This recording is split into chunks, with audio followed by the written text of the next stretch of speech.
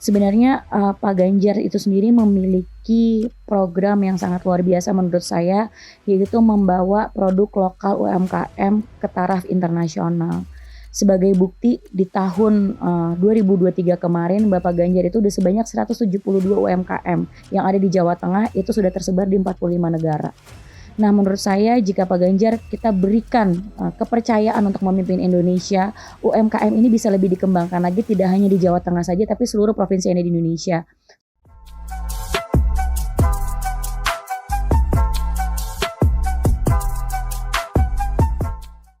Halo sahabat Ganjar, ketemu lagi bersama saya Anastasia Putri di podcast Suara Ganjar yang selalu membahas tentang isu terupdate dan juga terkini seputar calon presiden kita, Ganjar Pranowo.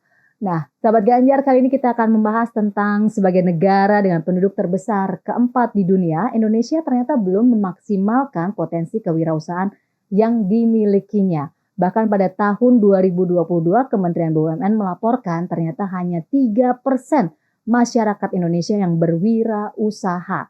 Untuk itu, salah satu program prioritas pasangan Ganjar Mahfud adalah untuk memprioritaskan program UMKM untuk mencapai visi Indonesia Emas 2045. Inilah yang menjadi tema podcast kita pada hari ini dengan tema UMKM Mapan Ciri Bangsa Terdepan.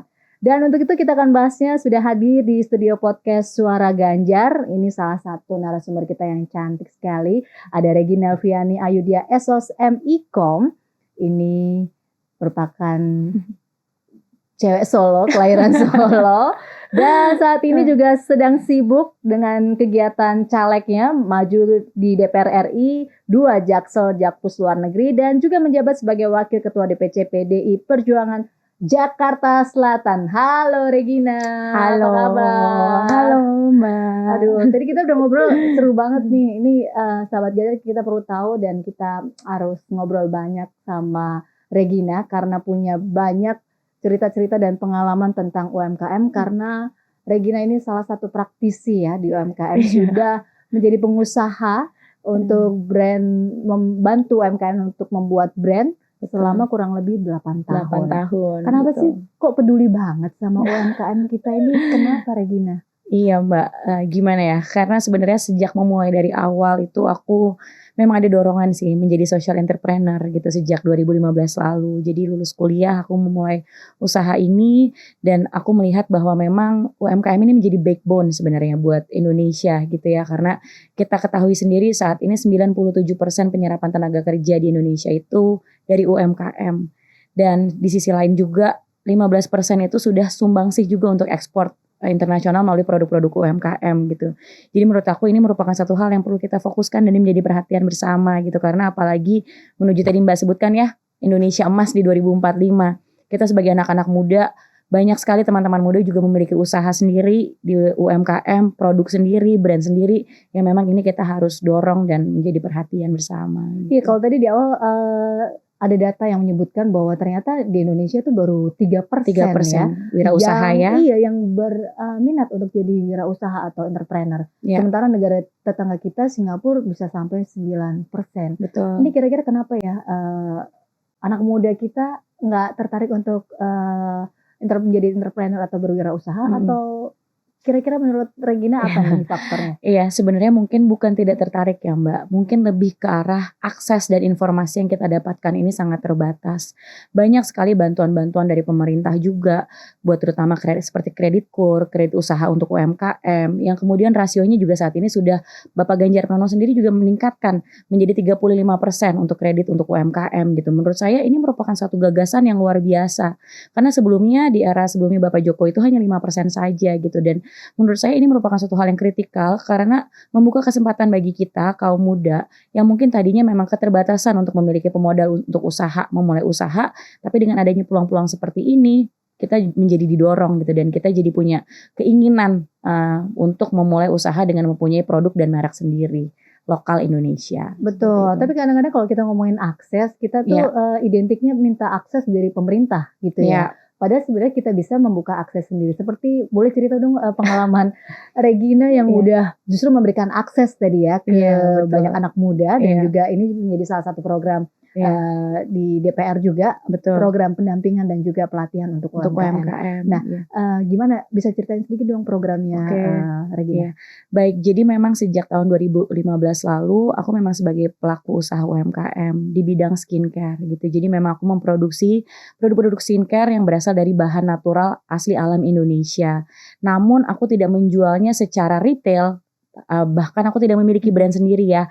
Tapi aku lebih membuat ini menjadi maklun gitu. Jadi banyak sekali teman-teman di luar sana yang membuat produknya atau mengembangkan brandnya di produksi aku seperti itu. Sebagai contoh, beberapa brand lokal saat ini juga membuat produknya di tempat aku, di perusahaan aku seperti itu, Mbak. Jadi teman-teman yang memiliki budget terbatas dengan MOQ yang rendah yang aku berikan, namun sudah berada izin BPOM dan izin-izin lainnya, izin hak paten juga sudah ada, mereka bisa memiliki merek sendiri untuk memiliki produk sendiri. Dan ini akhirnya menjadi produk UMKM yang dikembangkan di tengah masyarakat. Saat ini sudah lebih dari 300 brand yang memproduksi produknya di perusahaan aku gitu. Jadi bisa kita lihat sebenarnya tadi kalau Mbak tanya animonya seperti apa, sebenarnya kita nih sebagai anak muda sangat antusias kok Mbak untuk memiliki usaha sendiri gitu. Jadi menurut aku kedepannya aku percaya ini akan terus berkembang gitu UMKM kita di Indonesia. Iya, tapi kita lihat juga kondisi perekonomian di Indonesia ini kan penuh ketidakpastian gitu ya. Belum lagi kemarin kita menghadapi pandemi gitu ya. Kemudian betul. Di depan sana kita nggak tahu bagaimana kondisi perekonomian kita, dan UMKM ini paling rentan sebenarnya ya betul. Terkena badai PHK, terkena ya tadi kemudian semangatnya sudah ada tapi karena tadi kita tidak mampu sustain. Nah, gimana caranya supaya UMKM ini tetap punya ketahanan gitu untuk menghadapi situasi perekonomian yang tidak penuh ketidakpastian ini. Baik, sebenarnya ini yang perlu kita break gitu ya. Kita harus menjadi generasi yang optimis. Ketika ada tekanan-tekanan seperti itu, tentu kita harus lebih kreatif lagi dan adaptif dalam menghadapi segala tantangan yang ada. Sebagai contoh pada saat COVID kemarin, ketika semua usaha terkena dampak, di situ saya mencoba untuk membuat meramu hand sanitizer dengan bahan natural yang aman dipakai dari mulai anak kecil, ibu hamil dan lain sebagainya. Begitu pula disinfektan gitu. Dan akhirnya dengan seperti itu usaha malah bisa bertahan dan akhirnya malah bisa berkembang sampai dengan saat ini gitu. Dan akhirnya banyak sekali teman-teman yang memiliki brand sendiri membuat hand sanitizer di perusahaan saya gitu. Ini adalah salah satu contoh Mbak bahwa kita sebagai anak muda yang memiliki mental pejuang ya, maksudnya kita juga harus konsisten gitu, karena untuk memulai usaha itu tidak bisa hanya ya udah deh aku pengen punya sebagai title aja CEO ini enggak Mbak, enggak kayak gitu karena sebenarnya banyak sekali tantangan sebagai pengusaha, terutama pengusaha UMKM yang harus kita hadapi gitu. Jujur aku di 3 tahun pertama itu berat sekali gitu untuk mencari klien, itu mencari formula yang cocok itu seperti apa. Formula maksudnya untuk memarketingkan produk ya 3 gitu. 3 tahun tuh lama. Iya betul, lama. Betul. Karena kita kadang-kadang setahun aja kok nggak balik modal gitu ya. Betul. 3 tahun itu tahap yang sulit buat aku. Cuma kalau di tahun ketiga kemarin aku nyerah, aku tidak akan mendapatkan kesempatan untuk berkembang sampai dengan saat ini. Dan pada saat kemarin momentum COVID itu menjadi momentum yang luar biasa untuk usaha aku di bidang skincare dan tadi sanitizer dan disinfektan dan lain-lainnya gitu. Jadi kita jangan pernah pesimis terhadap, kita nggak pernah tahu nih nanti di masa depan ketidakpastian. Karena sebenarnya itu semua andilnya di tangan kita sendiri kok gitu. Apalagi kalau kita punya mental sebagai pengusaha, meskipun usaha kita masih usaha kecil-kecilan, tapi ketika kita punya keinginan dan kita ulet dalam menjalankannya, itu pasti nggak ada yang bisa bikin kita jadi back off gitu Mbak. Semua bisa kita lalui gitu, karena dalam segala hal pasti akan ada barrier dan challenge-nya masing-masing kan gitu. Kembali lagi pada saat seperti itu menghadapi tekanan, aku malah berpikir bagaimana caranya ini produk Indonesia kita bisa masuk ke pasar ekspor. Bagaimana bisa lebih dikenal di luar negeri. Pada saat itu sanitizer langka. Aku malah ikut join event internasional. Gimana kita mempromosikan produk-produk yang sanitizer lokal supaya bisa dikenal di pasar internasional. Seperti itu. Jadi dan apalagi sekarang sudah fair trade ya. Semuanya kita bersaingnya secara global. Kita bisa punya produk di sini, kita bisa jualan di e-commerce, nggak cuma di e-commerce lokal, tapi bisa juga di e-commerce luar negeri. Banyak sekali. Di setiap negara itu punya e-commerce masing-masing. Kita juga bisa masukin produknya ke tempat-tempat tersebut untuk menambah penghasilan kita gitu. Jadi menurut aku banyak sekali cara yang bisa kita jalankan untuk sustainable dari bisnis UMKM itu sendiri. Kuncinya mungkin juga harus adaptif ya. Betul. Terhadap perubahan apa yang terjadi. Iya, betul. Nah, selain adaptif tentu tadi ya tekanan demi tekanan yang harus dihadapi oleh calon pengusaha atau ya tadi pelaku UMKM ini tidak semua sanggup gitu menghadapi tekanan demi tekanan ini. Nah, apa yang harus mungkin Pak Ganjar dan juga Pak Mahfud yang harus program apa untuk bisa memperkuat lagi fondasi UMKM kita? Baik, sebenarnya Pak Ganjar itu sendiri memiliki program yang sangat luar biasa menurut saya, yaitu membawa produk lokal UMKM ke taraf internasional. Sebagai bukti di tahun 2023 kemarin Bapak Ganjar itu udah sebanyak 172 UMKM yang ada di Jawa Tengah itu sudah tersebar di 45 negara. Nah, menurut saya jika Pak Ganjar kita berikan kepercayaan untuk memimpin Indonesia, UMKM ini bisa lebih dikembangkan lagi tidak hanya di Jawa Tengah saja tapi seluruh provinsi yang ada di Indonesia supaya kita bisa lebih terkenal lagi di luar negeri untuk memasarkan produk-produk lokal asli buatan Indonesia seperti itu. Ditambah lagi Mbak, politik luar negeri kita itu kan bebas aktif ya, di mana kita juga bebas dalam menentukan sikap, di mana diplomasi dengan berbagai negara itu juga baik adanya, kita bisa melihat posisi Indonesia saat ini juga sangat kuat seperti itu, dan di sini juga merupakan bargaining power kita gitu, bahwa ini loh kita juga punya produk-produk yang berkualitas yang memang bisa bersaing di pasar global gitu. Jadi menurut saya Pak Ganjar ini memang mengetahui sekali dari mulai core problem yang ada sampai dengan solusi yang beliau berikan kepada kita pelaku UMKM. Tapi sebelum masuk ke produk kita masuk ke internasional, tentu ada apa? Ada packaging atau kita juga punya kelemahan di sisi itu ya, pengemasan gitu. Sehingga kadang-kadang produk-produk kita ini kurang dilirik karena kurang menarik kadang-kadang di mata dunia internasional. Bagaimana melihat fenomena ini? Iya, sebenarnya gini, kita balik lagi Mbak, kita tidak boleh pesimis karena tidak bisa dipungkiri ya, karena aku sendiri menghandle 300 brand lokal yang memang mereka bikin di aku. Packagingnya luar biasa, bagus-bagus banget gitu ya. Mungkin memang sebagian juga tidak teredukasi dengan masalah packaging dan ini dibutuhkannya pendampingan terhadap UMKM. Tentunya gitu, karena aku tahu sendiri dari Kementerian Perdagangan juga ada program-program pendampingan, mulai dari pendampingan ekspor, pendampingan memiliki produk yang berkualitas, bahkan sampai packaging pun juga ada gitu. Dan ini yang nantinya ke depannya juga Bapak Ganjar dan Bapak Mahfud MD akan memfokuskan terhadap program-program ini, sehingga apa, packaging kita yang mungkin tadinya dianggap kurang berkualitas tapi ke depannya bisa lebih eco-friendly juga sehingga ada value added-nya, kemudian bisa bersaing juga dengan produk-produk yang ada di luar negeri seperti itu. Nah, bicara bisa bersaing, kira-kira produk seperti apa yang bisa bersaing dengan produk-produk di luar negeri? Baik, karena aku memang bidangnya di skincare ya Mbak, aku merasakan sendiri kok gitu bahwa memang produk-produk seperti skincare, produk FMCG, fast moving goods itu sangat bisa bersaing di luar negeri.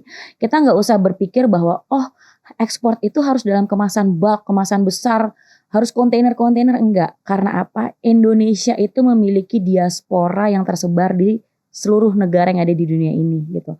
Teman-teman diaspora ini bisa menjadi partner kita untuk mempromosikan Indonesia. Jadi sebenarnya produk-produk ini bisa kita kirimkan ke teman-teman diaspora yang ada di luar untuk mereka membantu mempromosikan lokal-lokal produk atau UMKM yang ada di Indonesia gitu. Jadi sebenarnya kembali lagi ini kekuatan pemersatu bangsa yang tidak hanya berasal dari dalam negeri tapi juga teman-teman yang ada di luar negeri itu bisa kita kolaborasikan untuk membantu mempromosikan ini semua gitu Mbak. Jadi kita mempunyai satu kekuatan yang benar-benar substansif ya. Jadi benar-benar semuanya itu terkoneksi dan terintegrasi untuk memajukan produk lokal UMKM. Oke, jadi kalau Mbak Regina lihat sendiri sekarang peta UMKM Indonesia sudah sejauh mana di level internasional?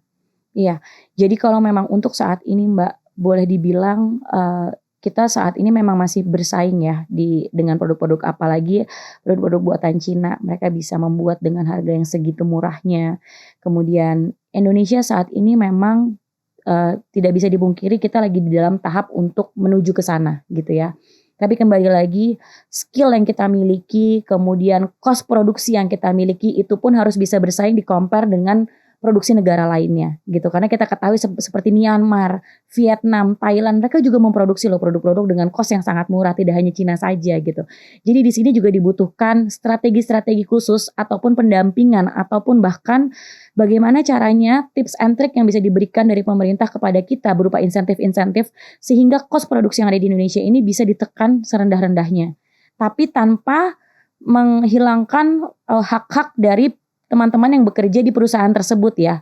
UMR tetap harus dibayarkan sesuai standar dan faktor-faktor lainnya. Namun adanya insentif misalnya berupa pajak dan hal-hal lainnya ini bisa membantu mengurangi kos sehingga kita bisa bersaing di pasar global gitu. Karena menurut saya ini kritikal banget Mbak. Ketika produk kita diterima di pasar global tapi secara harga kita tidak bisa bersaing, tentu mereka tidak akan pilih produk kita seperti itu. Regina boleh dong cerita sedikit sharing pengalaman bagaimana produknya Regina bisa tembus ke pasar internasional. Nah itu kan pasti juga melewati banyak tahapan yang luar biasa yang nggak semua UMKM tuh punya privilege untuk produknya bisa dipasarkan sampai, di luar negeri. Betul. Gitu. Nah, boleh dong ceritain sedikit. Baik. Jadi saat tahun 2015 kemarin pada saat aku memulai usaha ini, mindset yang aku miliki adalah mindset ekspor gitu ya. Jadi ketika aku memulai untuk ekspor, memulai usaha ini fokusnya memang sudah ekspor. Yang aku lakukan adalah jaringan tentu terbatas ya Mbak, namanya baru memulai usaha kan. Tapi aku aktif mencari tahu melalui internet. Dari Kementerian Perdagangan, Kementerian Luar Negeri, atase perdagangan yang ada di luar negeri, ITPC yang ada di luar negeri, itu semua kontaknya ada di dalam website Kementerian Luar Negeri. Aku hubungi beliau-beliau satu persatu via email. Aku tawarkan, aku punya company profile ini, aku punya produk seperti ini, produk lokal Indonesia. Jika ada event internasional, mohon perusahaan saya dilibatkan. Ada yang respon, ada yang tidak. Ada yang memberikan kesempatan, ada yang tidak. Tapi Mbak, misalnya dari 100 orang yang kita hubungi, masa iya ada satu pun gak ngerespon? Ya kan, kasarannya seperti itu. Jadi balik lagi ini persistence itu dibutuhkan gitu. Kita tidak bisa berdiam diri cuma mengharapkan, oh nanti Pak Ganjar dengan janji-janjinya juga akan kok datang ke kita membantu. Enggak. Kita sebagai anak muda harus proaktif, apalagi kalau memang kita punya keinginan buat memajukan diri sendiri dan UMKM juga ataupun orang-orang di sekitar kita seperti itu. Jadi menurut saya kita harus lebih proaktif seperti itu dan itu yang saya lakukan pertama kali. Saya datang ke Kementerian Perdagangan, saya tanya, saya punya produk seperti saya bawa sampelnya sendiri, saya bawa company profile dan kartu nama saya sendiri. Saya punya produk seperti ini, apakah boleh ini dibantu di display di Kementerian Perdagangan? Jadi jika ada tamu dari luar negeri mencari produk-produk yang sesuai, mungkin saya bisa dihubungi seperti itu. Jadi saya juga mencari jalur dan di sisi lain, saya juga aktif tergabung di organisasi-organisasi kepengusahaan. Pada saat itu saya aktif di IWAPI, Ikatan Wanita Pengusaha Indonesia, menjadi pengurus juga. Saya juga aktif di kepengurusan Kadin Provinsi DKI Jakarta sebagai Ketua Komisi Tetap Industri Manufaktur. Jadi dari situ semua network terbuka gitu. Jadi dari situ pun ketika ada yang mencari dari luar negeri produk-produk sesuai dengan produk yang saya miliki, mereka akan refer ke saya seperti itu. Jadi network dalam menjalankan usaha juga sangat dibutuhkan sih sebenarnya. Ya kalau kita lihat juga Indonesia ini terkenal dengan birokrasi yang bertele-tele gitu ya. Ini yang membuat tadi Regina jadi akhirnya harus ke Kementerian Perdagangan, Perindustrian, terus mungkin punya pengalaman dilempar ke sana kemari, tidak mendapat jawaban, tidak direspon. Nah, kira-kira ini juga bisa menjadi masukan buat Pak Ganjar nggak sih? Iya betul. Jadi ya Pak Ganjar tolong kamilah pengusaha UMKM gitu ya. Maksudnya sekarang ini udah zamannya digital gitu. Jadi mohon kami juga diberikan wadah UMKM secara konkret dan real. Ketika buyer-buyer asing itu datang ke Indonesia tertarik dengan produk-produk kami, ada wadah yang bisa memberikan kami untuk mudah untuk mengakses gitu. Jadi tidak dengan berbelit-belit dengan adanya birokrasi yang panjang, namun seperti one click away lah ibaratnya mereka bisa tahu produk kami bisa komunikasi langsung dan akhirnya sudah terjadi transaksi seperti itu gitu. Karena biar bagaimana juga kami ini ingin berkontribusi kembali buat Indonesia gitu. Mungkin bisa sharing juga nggak negara lain sudah melakukan ini dan mungkin ini bisa juga diterapkan di Indonesia? Baik, so far sih Mbak, kalau yang saya tahu seperti di Rusia gitu ya, mereka juga sudah punya e-commerce. E-commerce-nya ini ada yang khusus juga untuk produk-produk yang khusus handmade. Jadi ada spesifikasinya masing-masing. Jadi produk-produk yang handmade ini punya added value-nya yang lebih, otomatis harganya pasti lebih mahal dibandingkan produk-produk yang terbuat dari mesin atau pabrik seperti itu. Jadi di Indonesia ini belum ada e-commerce yang seperti ini gitu. Jadi untuk produk-produk lokal kan kita kebanyakan pengrajin. Dari Jawa, dari Bali, ini kan kebanyakan handmade. dan kita ini belum ada wadahnya gitu buat teman-teman UMKM. Ada, cuma mungkin belum digunakan semaksimal mungkin gitu, belum terekspos seluas itu gitu. Jadi yang transaksi di situ juga masih sangat minim sekali gitu, sehingga itu kurang membantu sebenarnya gitu. Kayak one click away gitu ya. Iya, Jadi betul. satu kali proses ini udah langsung bisa Yes, diakses oleh betul, semua kementerian gitu betul. ya. Jadi kita Saat nggak perlu ini kita lagi sebenarnya berpikir. difasilitasi juga oleh Trade Expo Indonesia, TEI. Itu event rutin dari pemerintah yang sudah ada setiap tahunnya gitu.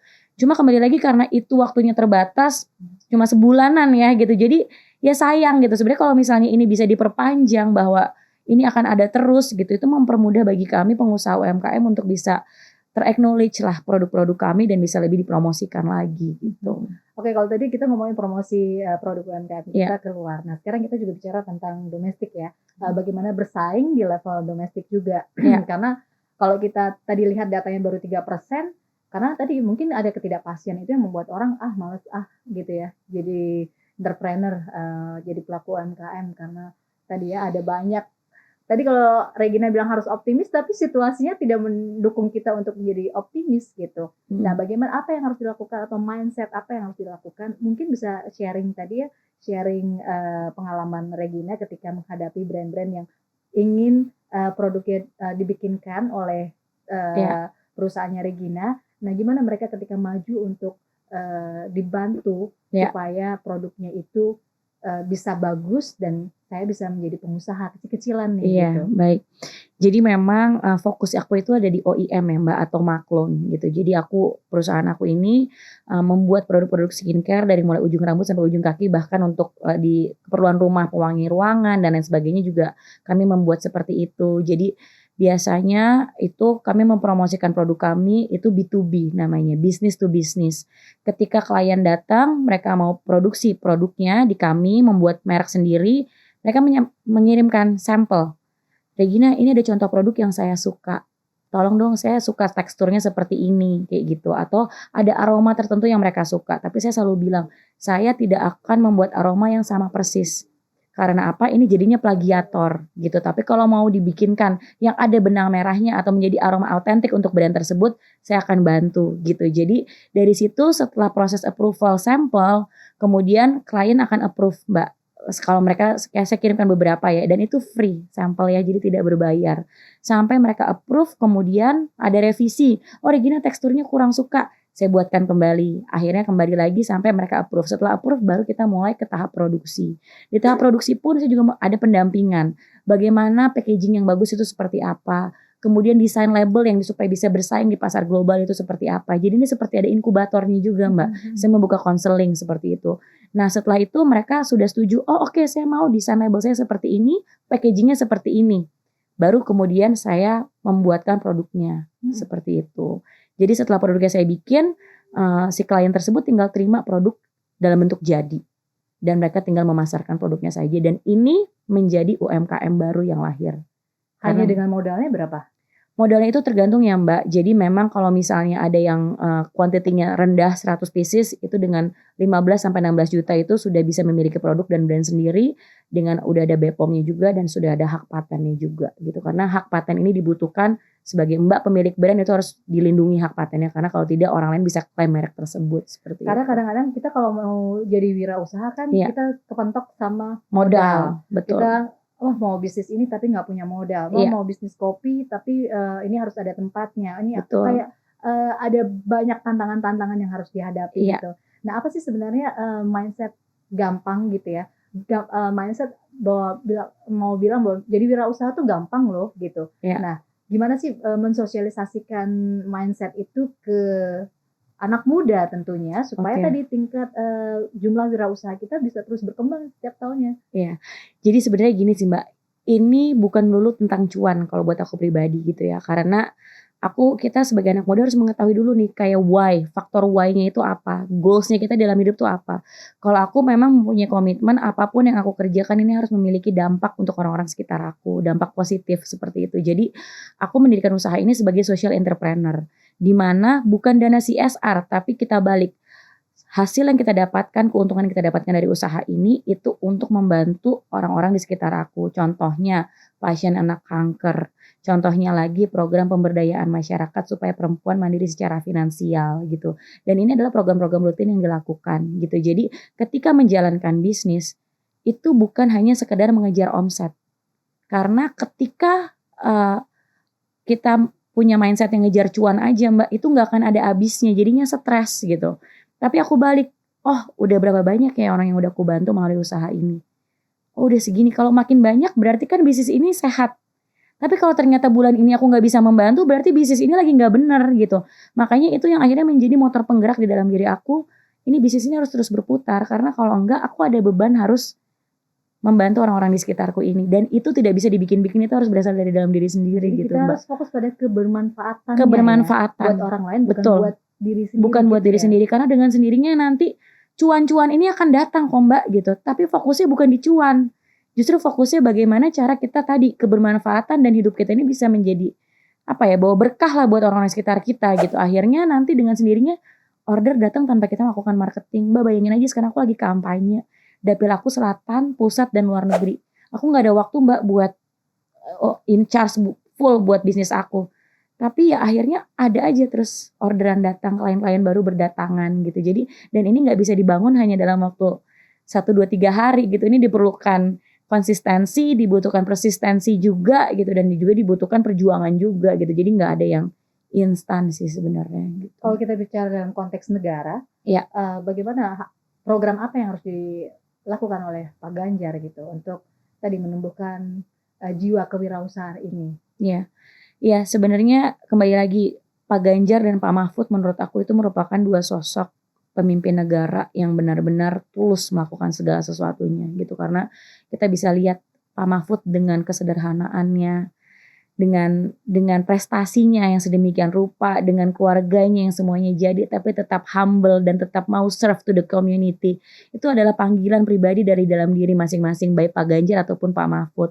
Pak Ganjar pun saya percaya seperti itu, karena dengan pengalamannya 10 tahun di legislatif, kemudian 10 tahun menjadi gubernur di Jawa Tengah, ini merupakan suatu hal yang udah komprehensif sih Mbak, untuk Pak Ganjar mampu memimpin Indonesia dan benar-benar memiliki jiwa untuk masalah kemanusiaan gitu, karena ini tuh tidak bisa dibikin-bikin cuma sekedar gimmick atau kepentingan politik atau kepentingan pemilu, enggak gitu, karena ini semua tuh harus berasal dari dalam diri gitu.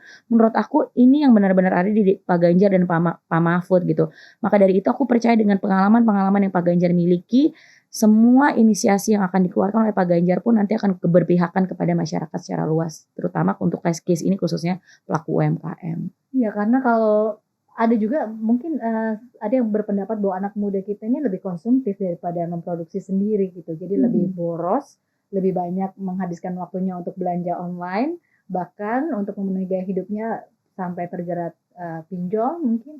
Nah, bagaimana tadi membangun atmosfer kewirausahaan ini di mindset anak muda supaya yuk kita sekarang bikin sendiri yuk gitu. Sehingga tadi angka kewirausahaan yang tanya 3% bisa naik nih. Iya, ini seperti yang tadi sudah saya jawab di awal sih Mbak, sebenarnya ini dibutuhkan juga dorongan berupa insentif-insentif dari pemerintah gitu ya.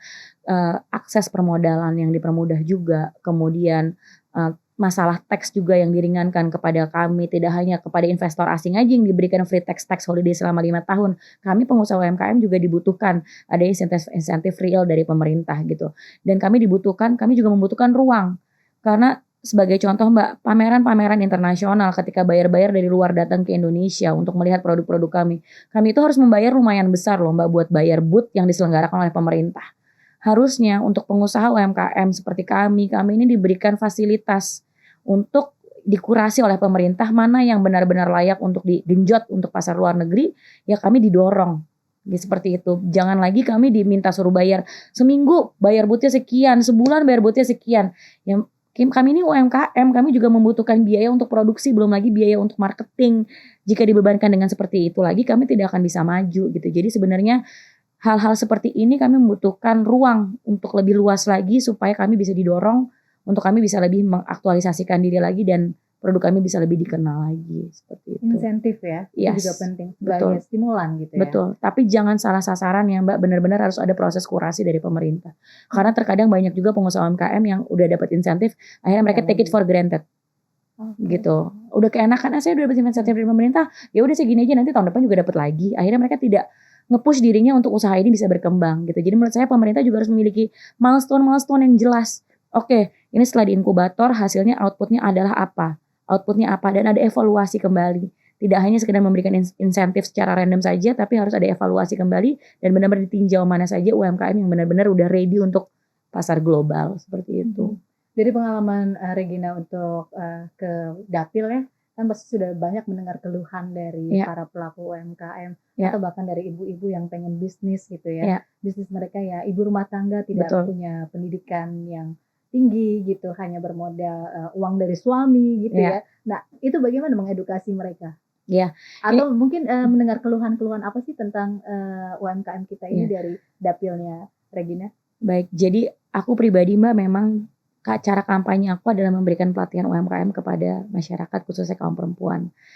Jadi aku mengajarkan mereka cara membuat produk yang akhirnya produk tersebut sama mereka jadi pakai brand yang mereka sendiri. Aku berikan pemodalan di awal. Mereka pakai mereknya sendiri, ketika ada tetangganya nikahan, souvenirnya belinya di mereka. Diganti pakai nama pengantennya. Tetangganya kitanan, souvenirnya belinya dari mereka, diganti oleh nama orang yang saat itu sedang hajatan. Jadi ekonomi kerakyatannya ini berputar. Di sana ada banyak warung-warung, toko-toko kecil, mereka bisa taruh produknya di sana untuk berbagi hasil, untuk titip jual ibaratnya seperti itu. Bahkan ada juga yang di luar kota saudaranya, mereka bisa mengirimkan produknya ke luar kota untuk dijualkan juga di luar kota. Jadi brandnya mereka ini juga bisa sampai antar provinsi seperti itu. Jadi ini emang dibutuhkan kesabaran pelan-pelan, tapi ini cukup efektif Mbak, karena ini membina emotional link-nya. Jadi ibu-ibu dari rumah mereka bisa sambil buat produk, mereka bisa sambil jualan, tapi mereka tetap bisa ngurus anak, ngurus suami, ngurus keluarga tanpa meninggalkan tanggung jawabnya sebagai seorang ibu. Pengalaman pribadi juga Pengalaman pribadi saya, betul. Iya, pertama kali terjun ke dunia bisnis juga diawali dari rumah ya. Betul. Dan ini yang memang saat ini saya kembangkan lagi kepada teman-teman yang ada, ibu-ibu yang ada konstituensi saya yang ada di Jakarta Selatan, Jakarta Pusat, bahkan kemarin saya baru pulang dari Malaysia, pekerja migran Indonesia yang ada di Malaysia juga saya ajarkan untuk UMKM, jadi mereka ada penghasilan tambahan. Iya, tadi itu menarik, Regina boleh cerita dong waktu awal pertama kali memulai bisnis dari rumah itu seperti apa? Iya, jadi memang di tahun 2015 setelah menikah, hamil, kemudian suami aku bilang, udah nggak usah kerja, biar aku aja yang kerja gitu. Cuma pada saat itu aku memiliki keinginan bahwa kita sebagai perempuan ini harus berdaya, karena perempuan berdaya Indonesia unggul, ya kan gitu. Jadi bagaimana caranya aku bisa tetap menghasilkan, aku belajarlah untuk membuat produk-produk natural dari rumah gitu. Emang awalnya ada di Bali, ada juga partner yang memang membuat juga, aku belajar banyak dari situ. Kemudian dari situ mencoba bikin-bikin juga. Oh ternyata kalau produk natural nih tahannya cuma sebentar. 2 tahun maksimal, kalau enggak kalau kita disimpannya di tempat panas, aromanya hilang, warnanya berubah. Banyak kesulitan-kesulitan seperti itu. Betul, ngalamin trial and error terus ketika barang sudah dikirim ke pembeli kemudian rusak, dapat komplain, itu makanan sehari-hari di 3 tahun aku pertama gitu. Tapi dari situ kita terus mencoba dan bagaimana mengembangkan produk ini sampai akhirnya produk ini sempurna gitu, sampai akhirnya saat ini ya sudah ada pekerja-pekerja di workshop juga yang majority adalah kaum perempuan gitu. Jadi ya saat ini sudah bertahan di tahun ke-8 dan memang aku tidak jual retail, jadi aku tidak ada merek yang memang aku jual, tapi aku lebih ke arah OEM atau business to business, jadi menerima maklun seperti itu. Dan udah beberapa negara juga kita sudah ikut terlibat di event-event internasional dan sempat pengiriman juga seperti itu. Penghasilan jadinya lebih besar dan juga bisa membantu ekonomi keluarga ya. Ya kebetulan puji Tuhan kalau aku di keluarga ditanggung oleh suami Mbak. Jadi aku lebih, kalau penghasilan aku dapatkan lebih buat bantu orang-orang tadi. Justru lebih pemberdayaan masyarakat, ya anak kanker dan lain-lain sebagainya gitu. Lebih seperti itu sih.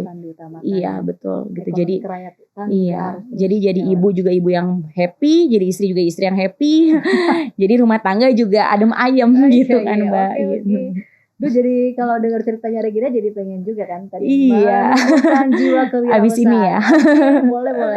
Oke Regina, terakhir pesan apa yang mau Regina sampaikan untuk pasangan Ganjar Mahfud jika terpilih nanti di tanggal 14 Februari 2024? Baik, Bapak Ganjar Pranowo dan Bapak Mahfud MD, saya Regina Viani Ayudia, caleg juga Pak saat ini Dapil DKI Jakarta 2, Jakarta Selatan, Pusat dan Luar Negeri. Saya dari PDI Perjuangan dengan nomor urut 3. Saya percaya di bawah kepemimpinan Bapak Ganjar Pranowo dan Bapak Mahfud MD bisa membawa Indonesia menjadi lebih baik lagi, menjadi Indonesia yang unggul dengan semua program-program yang Bapak ajukan, yang Bapak utarakan ke kami sebagai generasi penerus bangsa ini. Saya percaya dengan program dari mulai program UMKM, program hilirisasi pabrik kelas dunia, program SDM unggul, dan program-program lainnya di sisi kesehatan juga. Saya percaya Indonesia akan bisa lebih maju dan kita akan menjadi negara yang sangat kuat di kemudian hari. Jadi teman-teman jangan lupa pilih nomor 3. Thank you. Terima Regina. kasih. Terima Ya, kasih itu banyak tadi ya Mbak. sahabat Ganjar, ngobrol-ngobrol kita bareng perempuan cantik asal Solo, Regina. Mudah-mudahan bermanfaat ya dan terus terpacu. Masa Regina aja udah buka bisnis, kita enggak gitu ya. Nah, apalagi nanti jelang 14 Februari, yuk kita punya semangat baru dan juga jangan lupa untuk coblos nomor 3. Oke, sampai ketemu lagi. Dadah. Bye. Dadanya sekarang harus gini. Dadah. Oh,